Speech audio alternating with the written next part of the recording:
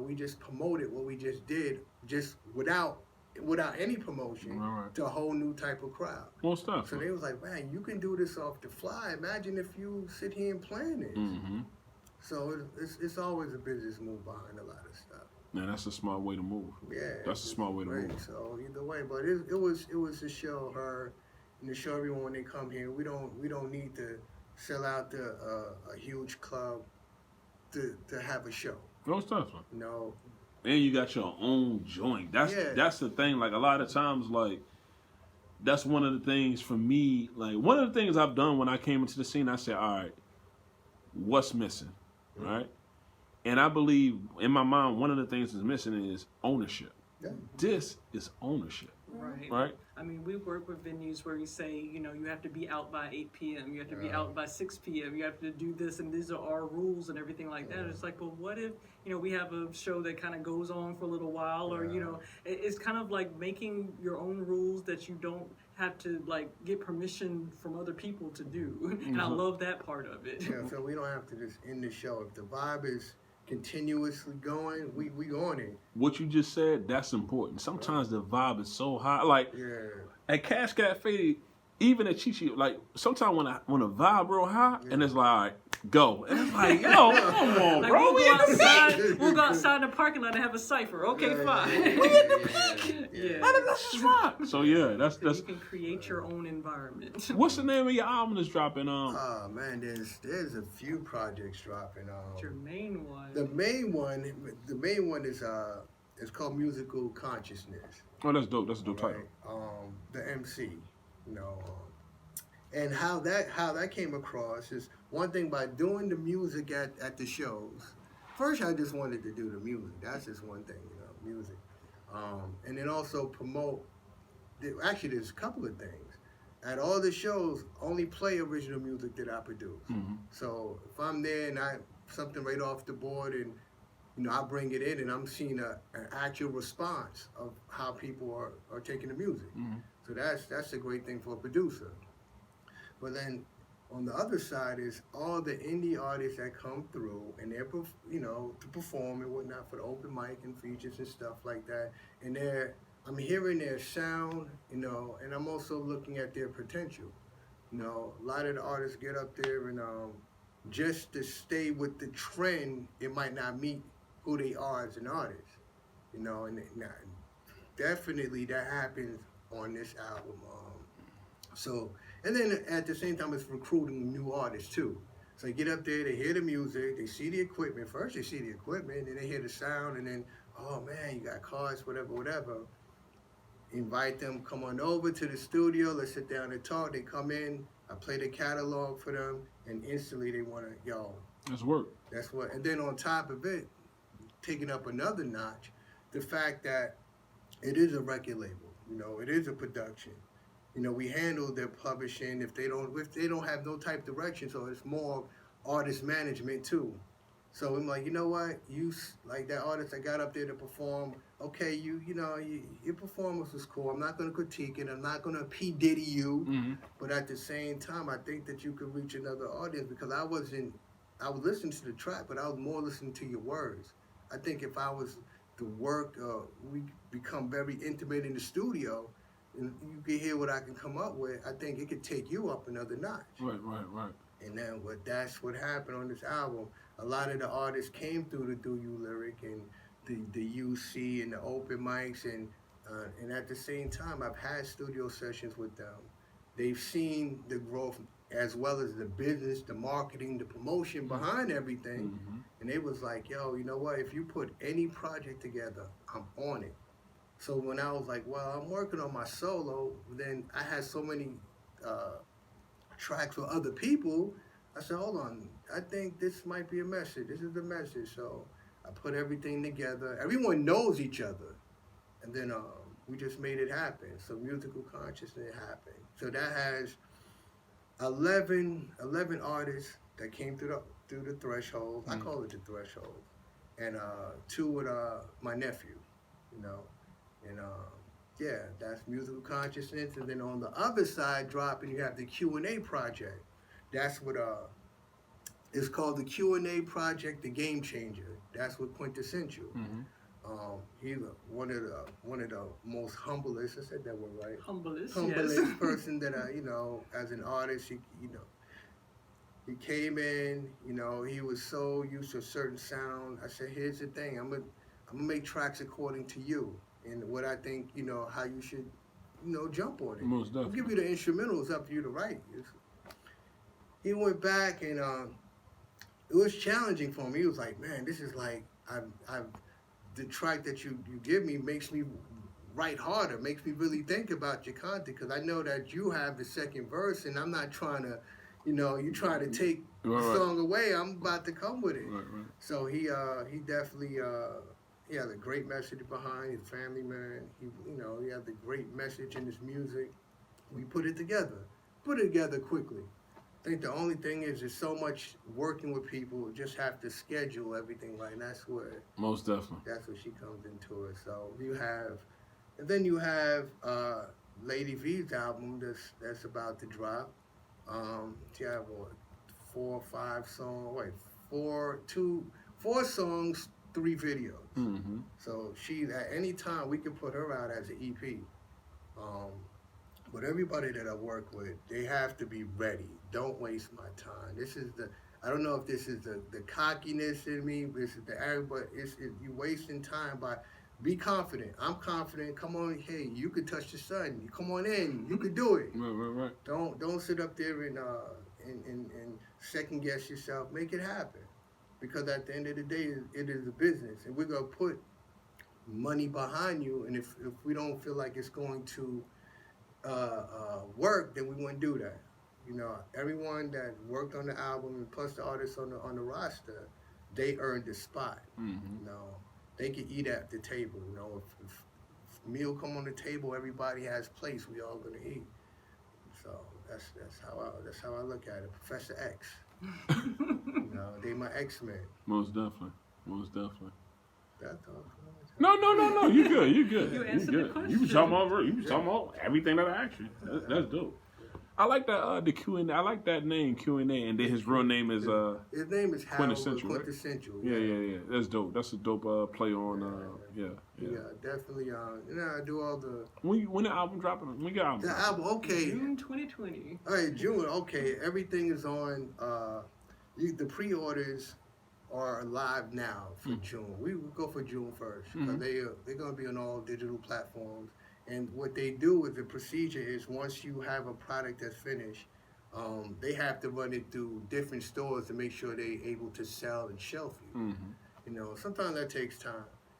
If you put something out, this is not like, let me take something off the board and immediately put it up there and try to sell it. No, we're on iTunes, Spotify, Google Play, all digital platforms, and as well as there's more stores. If they see that, okay, that's a great product and it's moving, more stores will pick you up. Most definitely. So the business part about it is, you have to wait.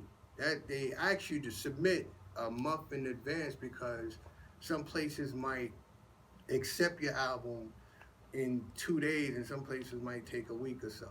And then they have to run it through, make sure that if your samples are clear, make sure your paperwork is right. And then on our side, it made us, at the house, we have 3 or 4 laptops all on the countertop. They all doing something different. Lady has up in her office, she has her laptop, she's working on stuff. So we're making sure everything, all I's are dotted, T's are crossed, because and make sure that the artists are getting paid too. That's one thing you don't see.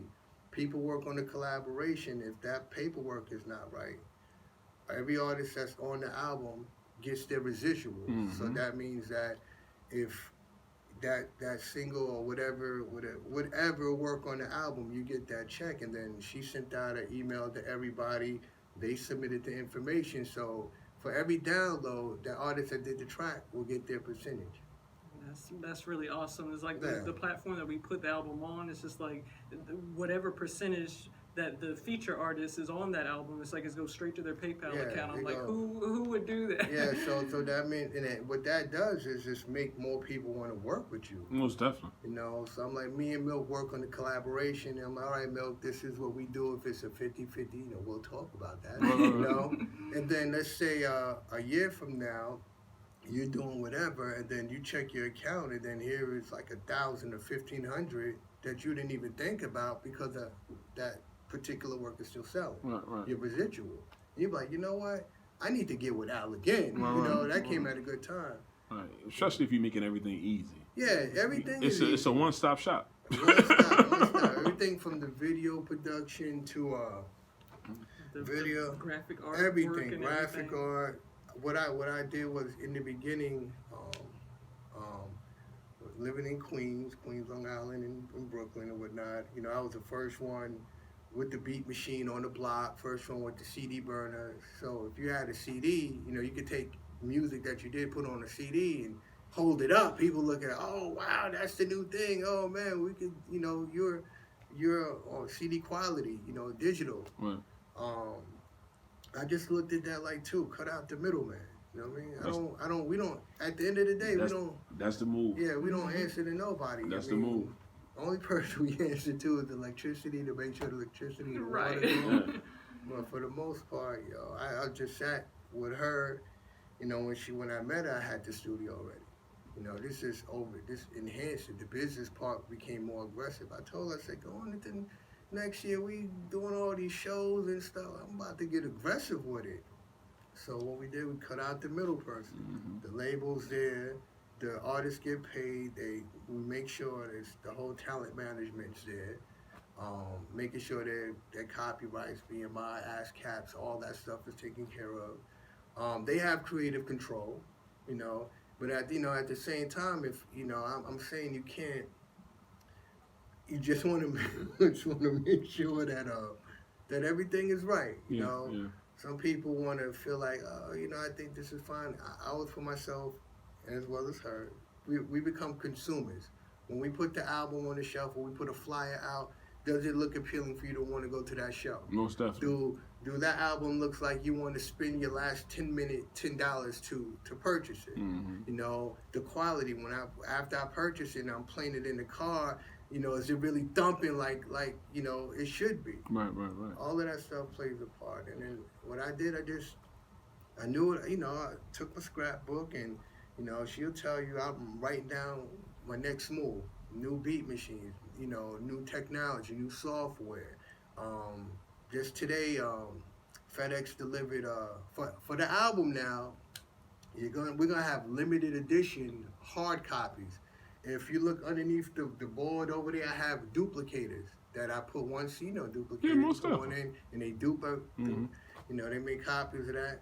So for the first 100 copies of the Musical Consciousness, that's autographed copy, hard copy, and then you still can download. That's up to you. That's dope. And I give that to the artists too. That's one thing that doesn't happen. I give them the hard copy for them to run their own promotion.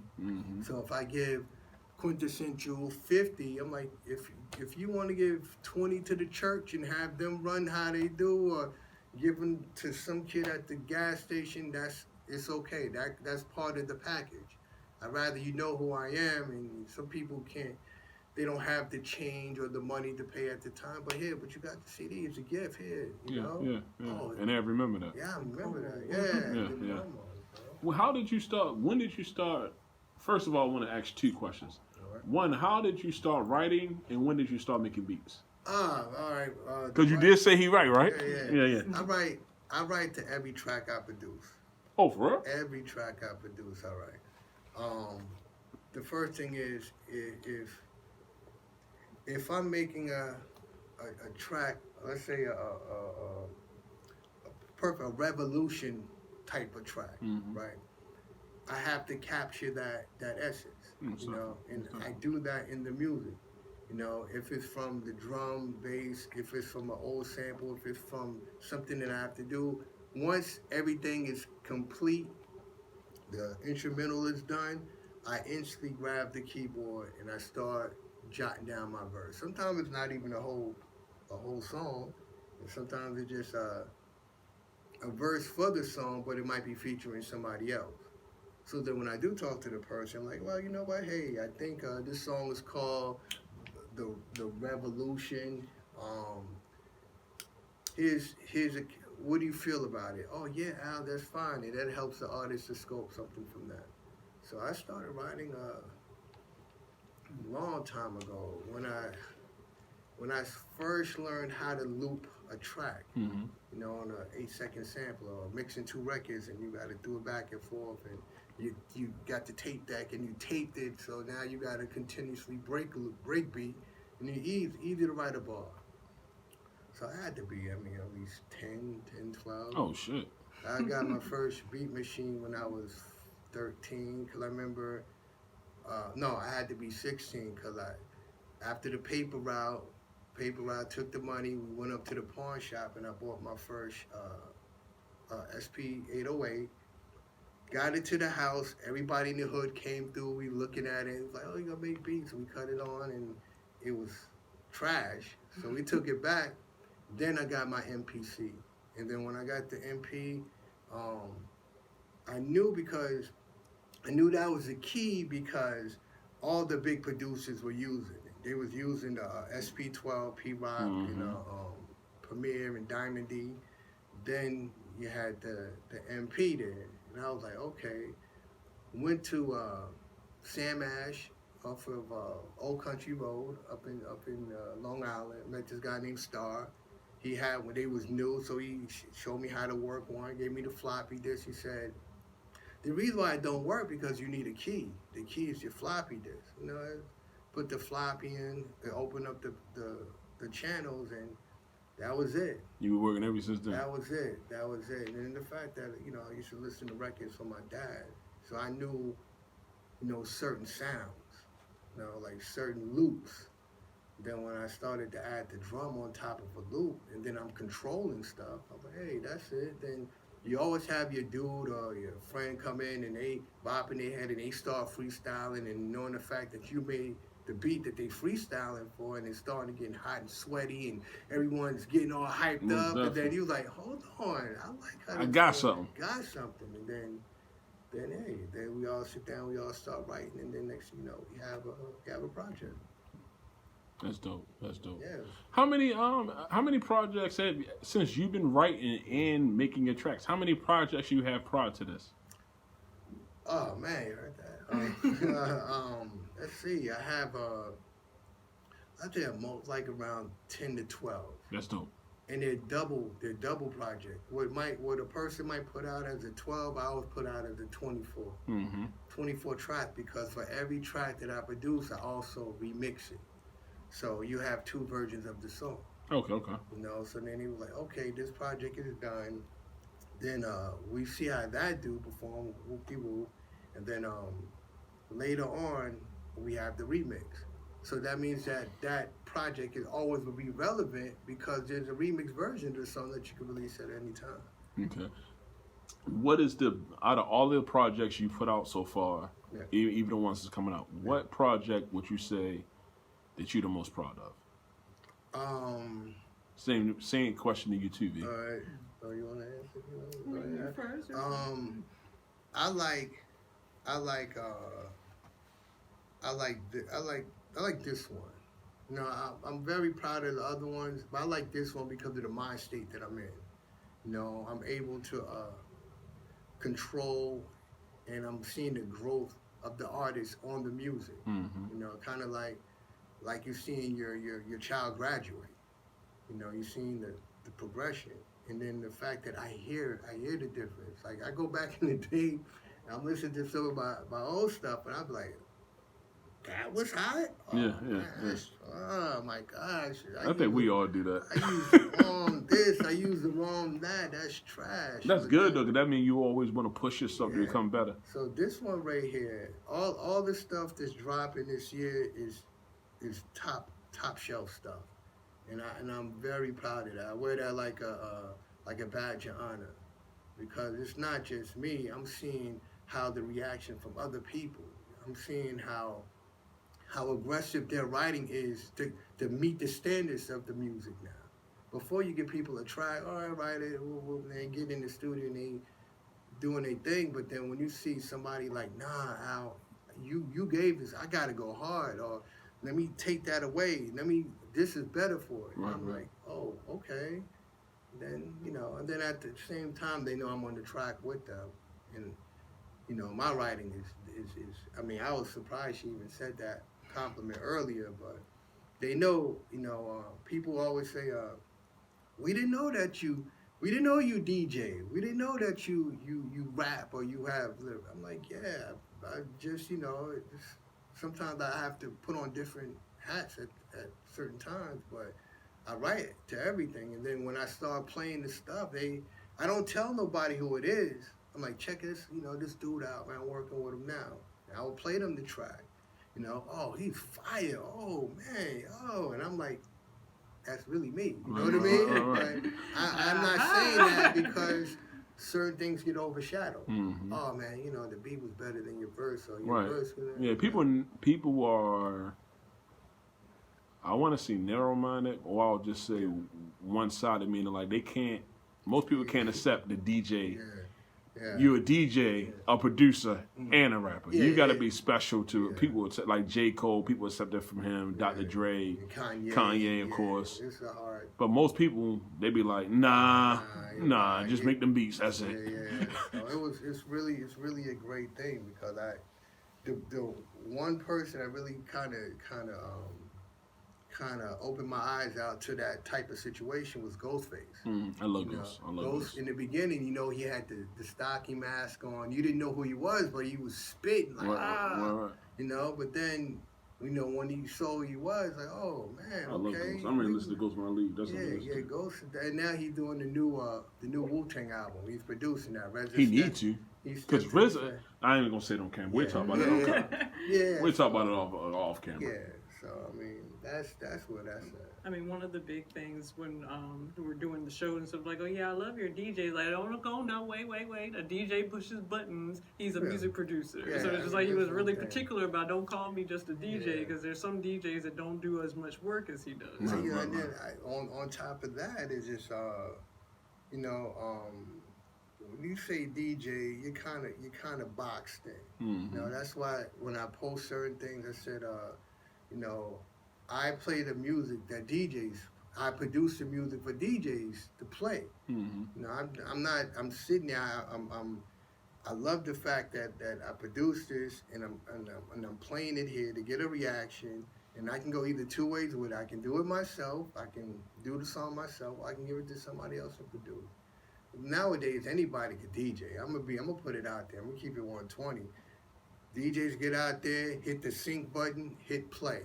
You can the software right now beat match the tempo, beat match the tempo of the song. You select the song, you hit sync, and then you hit at the same time, and instantly they sync up. Back in the days, we had the headphones, we had to cue it right, we had the tempo right. We was on the Technique 1200, so we didn't have that luxury like they have now. I wanted to learn how to DJ when I was younger.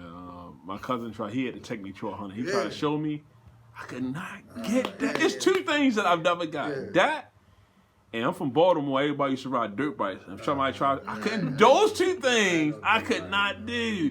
Ride a dirt bike and learning how to DJ. I want to learn how to, because I love, like, even to this day, I make best of CDs because I know how stuff's supposed to be arranged and what order, and I know how to pick the best songs out of a catalog. And I always want to learn how to DJ, but DJing is like that's the shit that. It's an art. And, you know a good idea for you probably? What? Masterclass. That's what I say. Masterclass on DJing. I mean, once we there's so many things you can do with creativity, bro. Once it's endless. We get the okay to move forward, and everybody's gonna need to be. There's a lot of, especially in this space here. Mm-hmm. Virtual masterclass. Yeah, I was definitely the software plays a big part in the DJing thing as well. I'm gonna get to your, I'm gonna let you answer the question. Once this new software came out and it was able to Cut corners. Like, you know, virtual DJ, Serato. I remember I was on tour, and then the DJ was setting up for the show, and then he was just like, I'm like, yo, where's the records at? Where the crate of records? What's going on? You ain't no DJ, get out of here, you know? He said, we don't do that no more. He says, you know, this thing called Serato. He took the laptop open, took out his USB, put it in, and instantly he had his 4,000 songs sitting there. So he said, look, and then he showed me one song went to the right, one went to the left, and he was just changing them up. I was like, oh, you're cheating the system. You're not, you know. You're right. But then when I got to the crib, I said, okay, I'm going to order that. I'm going to have that come through the mail instantly. So when I got that, I'm like, all right, cool. I had to teach myself that. But one thing that's really dope is the fact that when you love music, you know how to gauge it and how to blend and how to move with it. No stuff. And then that definitely helps when I produce music. You know, somebody come in with I want this song about, I messed up with my girl. I know it's the chords to play, or I know what sound that I want to do. And usually here's a title, or within 30 minutes to an hour, I have something ready for them. Yeah, so that's what I meant. It's like I was thinking about your whole big basement full of just vinyl records. It's like what do you do with your big humongous collection of vinyl records when it's all digital and you could just pull it up in your catalog and in your laptop. Underneath it was before Lady. Underneath my house was like a huge room full of vinyl. And every time that I had to move, I had to, my sons would look at me like, oh, Dad, no. I'm like, well, you and your brother go down there and start loading the truck. And that would take them like a day to do. It was just records, And I was just like, I don't want to do that. Let me ask you something. How do you, because I'm sure, is this songs that you don't, like, this is a question I have. Is this songs that's on vinyl that you don't have in your laptop queue? How do you convert the vinyl to the name so you can hear some of the songs or albums you want to hear? All right. Because there's some songs I looked up, like I could be on YouTube and I listen to a lot of jazz. Yeah. Because I'm always writing. I'm always consistently writing in my head, and I need my thoughts not to be interrupted by other people's lyrics. Okay. So it might be a song come on, I'll use Shazam, and I'll be like, all right, let me look that up. And I'll go to Apple Music. That shit is not there at all. Those are called white labels. Oh, okay. Little white labels. Just like Breakbeat, like the one I played earlier. That's not on. You can't find that on YouTube. Most definitely. On iTunes and stuff like that. But how you could do it, you could to convert it. You could run anytime you put digital anytime you put analog into digital, it's converted, right? You save the convert, then you either could save it as a WAV file or MP3. Once you have an MP3, you're able to play it anyway. It becomes now 44.1 kilohertz CD quality, and now that's part of your library. How many times have you had to convert stuff that's on vinyl? It's not. For some reason, I know where to find a lot of stuff. Nowadays, a lot of people are converting the old stuff and making it digital, Right. Like the other couple of weeks ago, I was in my club vibe. Like Soho, Frankie Knuckles, Kenny Dope, that stuff. You know what's funny? You said, like, some of the people you name it, I think I know what Soho is, right? But a lot of stuff I grew up on, like that song, I don't know the name of that shit. Oh, yeah. All the stuff from Baltimore that I grew up on, I don't know. I know I can do the beat, I can do the hook and everything, but I don't know the names. And it's classic stuff. Yeah, you can't. House music, classic stuff. I don't know how to get this stuff. Yeah. I was like, who is Nubian Cracker? It's the thing where, you remember a lot of this stuff. It's like, I remember the label, because I had the record, so I remember the label. I remember who produced it. A lot of the stuff, if you were looking for a song, look at who produced it. And nowadays, they'll list their work.